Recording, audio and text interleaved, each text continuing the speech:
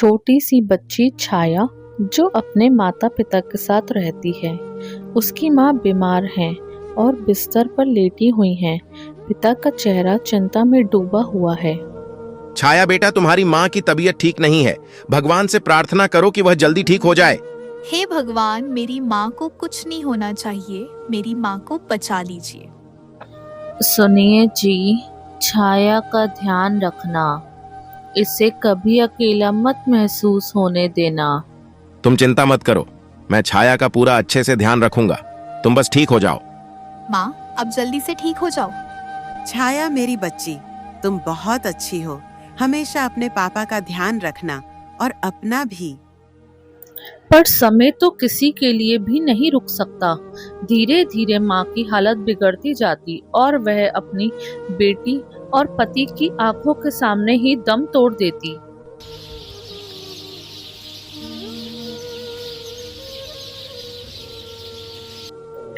पवन का चेहरा दुखी और उदास है।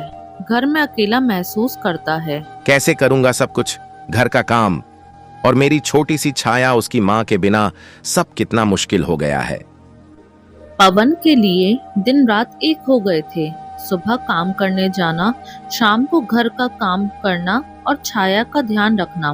पर एक इंसान कितना कुछ करेगा, उसकी चिंता और बढ़ती जा रही थी। एक दिन पवन एक महिला पूनम से मिलता है। पूनम भी एक विधवा है। वो अपनी बेटी के साथ रहती है। वो पवन से कहती है, मुझे लगता है कि आप अकेले हैं और मुझे भी किसी का साथ चाहिए। अगर आप चाहे तो हम दोनों मिलकर जीवन की नई शुरुआत कर सकते हैं। मुझे नहीं पता पूनम जी, ये सब आसान नहीं है। छाया को भी पूछना होगा। छाया ये सब मानेगी या नहीं मानेगी। समझ सकती हूँ, लेकिन हम दोनों एक दूसरे का सहारा बन सकते हैं और छाया को भी दूसरी माँ मिल जाएगी। इतना कहकर पूनम वहां से चली जाती है और पवन वापस घर की ओर आ जाता है और छाया से कहता है, छाया बेटी, मैं सोच रहा हूं कि तुम्हारे लिए एक दूसरी माँ ले आता हूं, क्योंकि घर का काम और मजदूरी करने में बहुत दिक्कत होती है।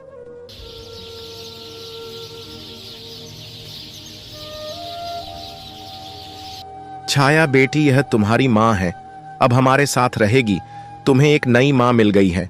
छाया, तुम कितनी प्यारी हो। अब हम सब एक साथ रहेंगे। और ये मेरी बेटी आरती है। तुम दोनों अच्छे दोस्त बनोगे ना? ठीक है माँ। शाम के समय पूनम अपनी दोनों बेटियों से कहती है, तुम दोनों घर पर रहो। मैं और तुम्हारे पापा बाजार से कुछ सामान लेकर आते हैं। ठीक है माँ, तब तक हम दोनों साथ में घर पर खेलते हैं। इतना कहकर पूनम और पवन दोनों बाजार की ओर चले जाते हैं। कुछ देर बाद पवन और पूनम बाजार से सामान लेकर घर की ओर लौट आते हैं। अरे आरती बेटी, कहाँ हो तुम दोनों मेरी प्यारी बेटियों? देखो, मैं तुम्हारे लिए कितने अच्छे स्कूल बैग लाई हूँ। स्कूल ले जाओगी तो सब देखते रह जाएंगे। अब तुम दोनों साथ में स्कूल जाना। पूनम, तुमने तो घर को रोशन कर दिया और बच्चियां भी कितनी खुश हैं। बस मैं तो अपना फर्ज निभा रही हूँ। बच्चियों की खुशी में ही तो हमारी खुशी है। ठीक है, चलो अब जल्दी से खाना बनाओ, बहुत तेज भूख लगी है।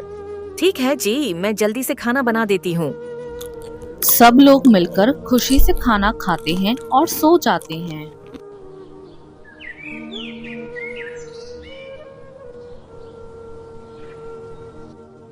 अगली सुबह पवन काम पर निकल जाता है। अब तुम दोनों उठ जाओ बेटा। ज्यादा देर तक सोओगे तो स्कूल के लिए लेट हो जाओगे। तब तक मैं तुम दोनों के लिए नाश्ता लगा देती हूँ। नाश्ता करने के बाद वह दोनों स्कूल चले जाते हैं। गांव के सेठ के पास पवन मजदूरी का काम करता है। मालिक, आज का काम हो गया, आप मुझे पैसे दे दीजिए। अच्छा ठीक है, लो पवन, आज की मजदूरी। पवन सेठ से मजदूरी लेता है और घर की तरफ निकल जाता है। वाह, कितना सुंदर लग रहा है तुम दोनों को एक साथ देखकर। आज मैं बहुत थक गया हूँ। तुम जल्दी से खाना लगाओ, मैं खाना खाकर सो जाऊंगा। ठीक है जी, आप हाथ मुंह धो लीजिए, मैं खाना लगाती हूँ। खाना खाते समय पवन अपने बच्चों से पूछता है, अरे मेरी बच्चियों, आज कैसा रहा तुम दोनों का स्कूल? ठीक रहा पिताजी। अब ऐसे ही तुम दोनों रोज साथ में स्कूल जाओगी और मन लगाकर पढ़ाई करोगी। चलो अब बातें बंद करो और सब खाना खा लो और जाकर सो जाओ। अब रात के समय बहुत तेज बारिश आ जाती है।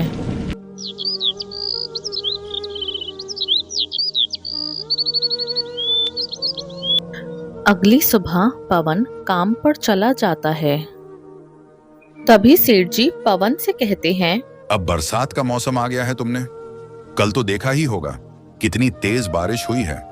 तो अब मेरे पास कुछ और काम नहीं है। कुछ दिनों के लिए तुम कुछ दूसरा काम ढूंढ लो। पवन उदास होकर घर लौट आता है और मन में सोचता है, अब मैं क्या करूं, मेरा काम भी चला गया। अब मेरा घर परिवार कैसे चलेगा, जिम्मेदारी भी बढ़ गई है। क्या हुआ जी, आप काम से इतनी जल्दी कैसे आ गए? अरे भाग्यवान, मलिक ने कहा, मेरे पास अभी कोई काम नहीं है, तुम कुछ दूसरा काम ढूंढ लो। अब मैं क्या करूं, मुझे कुछ समझ नहीं आ रहा। सुनिए जी, आप एक बार शहर में जाकर देखिए, आपको कोई ना कोई काम जरूर मिल सकता है। अरे भाग्यवान, शहर में तो मैं अभी अनजान हूं ना, तो मैं किसी को जानता हूं तो कोई मुझे क्यों काम देगा। आप एक बार कोशिश करके तो देखिए। ठीक है भाग्यवान, मैं कल शहर जाकर काम ढूंढ लूंगा।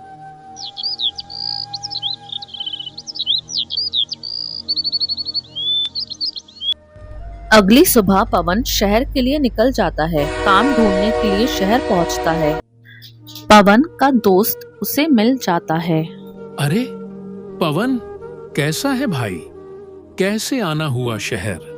बड़ी खुशी हुई तुम्हें यहाँ देखकर। अरे पंकज भाई, क्या बताऊं, गांव में कुछ काम नहीं है, इसलिए मैं शहर आया हूं काम ढूंढने के लिए।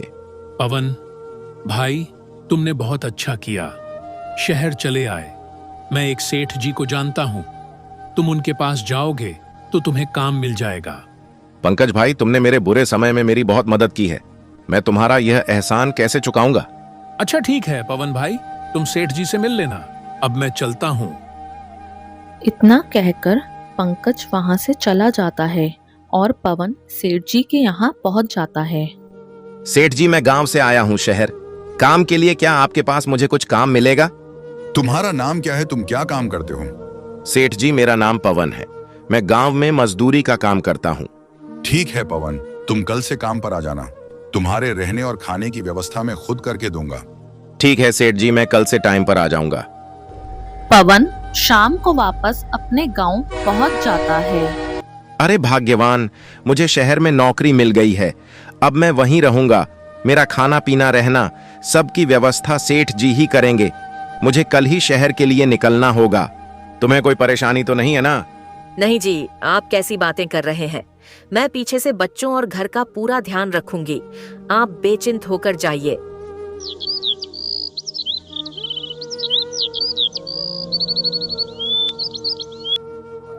अगले दिन पवन शहर की ओर निकल जाता है। पवन के जाते ही पूनम का बर्ताव छाया के लिए बदल जाता है। वह उसको बात बात पर टोकती, छाया, आज से तुम स्कूल नहीं जाओगी, आज से तुम घर पर ही रहोगी और घर का ही काम करोगी। ठीक है माँ, मैं घर के सारे काम कर लूंगी। चल अब जल्दी से झाड़ू लगा और घर के सारे काम निपटा।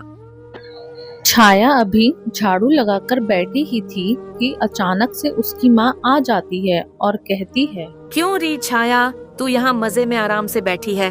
खाना कौन बनाएगा? तेरी मरी हुई माँ खाना बनाएगी। चल उठ और जाकर खाना बना, आरती स्कूल से आती होगी। बेचारी छाया बेमन से उठती है, खाना बनाने लगती है। तभी आरती स्कूल से आ जाती है। आरती के स्कूल से आते ही पूनम छाया से कहती है, छाया, आरती स्कूल से आ गई है, जल्दी से खाना लगाओ, उसे भूख लगी होगी। ठीक है माँ, अभी लगाती हूँ। बेचारी छाया सबको खाना खिला देती है पर खुद थकी हारी सो जाती है।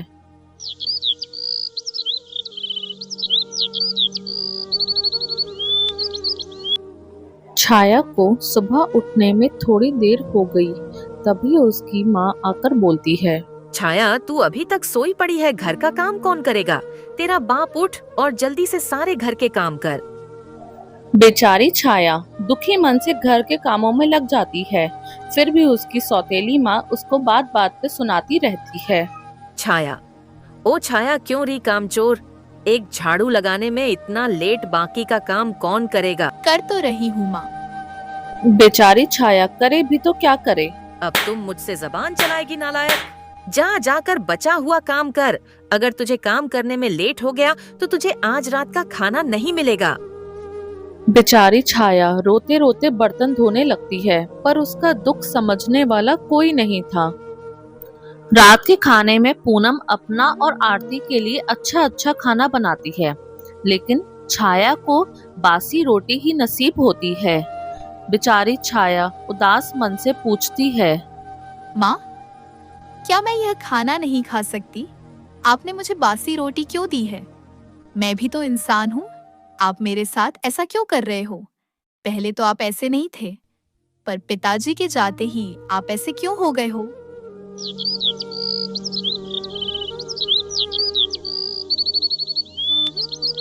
छाया, ओ छाया, कहाँ है तू? जाकर कुएं से पानी लेकर आ। कुएं से पानी लाएगी तभी घर पर खाना बनेगा। ठीक है माँ, ले आती हूँ।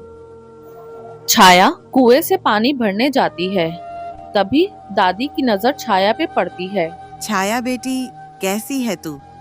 तू यहाँ कुएं के पास पानी भरने क्यों आई है? तेरी माँ नहीं आई? तू ठीक तो है ना? तभी छाया उदास मन से बोल पड़ती है, दादी, मेरी सौतेली माँ मुझसे बिल्कुल प्यार नहीं करती। उन्होंने मेरा स्कूल भी छुड़वा दिया। वह मुझसे घर के सारे काम करवाती है। वह मुझे ठीक से खाना भी नहीं देती, और मैं अगर थोड़ा सा काम लेट कर दूं तो मुझे मारने लगती है। वह आरती से बहुत प्यार करती है। आरती से वह काम भी नहीं करवाती। ऐसा क्यों दादी? छाया बेटी, वह तेरी सगी माँ नहीं, सौतेली माँ है, इसलिए वह तेरे साथ ऐसा व्यवहार करती है। पर तू चिंता मत कर, भगवान तेरे साथ हैं। अब मैं चलती हूँ दादी। माँ मुझे फिर डांटेंगी अगर मैं लेट हो गई तो। ठीक है बेटी, तू जा और अपना ध्यान रखना। छाया, ओ छाया, कहाँ मर गई थी? पानी लाने गई थी या घूमने निकली थी? इतना लेट कैसे हो गया पानी लाने में? माँ, पानी की बाल्टी भारी थी, इसलिए रुक रुक कर लाई हूँ।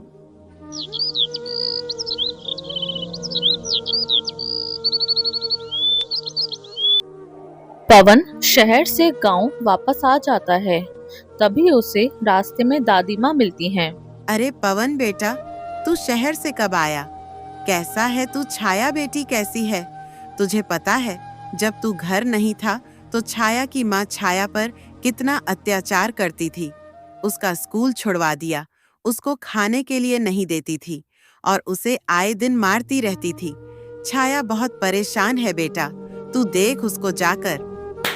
पवन घर पहुंचता है तो देखता है पूनम छाया को बहुत बेरहमी से मार रही होती है, पर छाया कुछ नहीं कहती। पूनम पवन को देखकर सहम जाती है। पूनम, ये तुम क्या कर रही हो? तुम छाया को क्यों मार रही हो? माना कि वह तुम्हारी सगी बेटी नहीं है, पर हो तो तुम फिर भी मां ही ना सगी, ना सही सौतेली ही सही। छाया ने ऐसा क्या किया है जो तुम उसे इतना मार रही हो? अभी के अभी मेरे घर से निकल जाओ, या फिर मैं तुम्हें धक्के देकर निकालूं। पूनम को अपनी गलती का एहसास होता है और वह अपनी पति और बेटी से हाथ जोड़कर माफी मांगती है। फिर वह खुशी खुशी साथ रहने लगते हैं।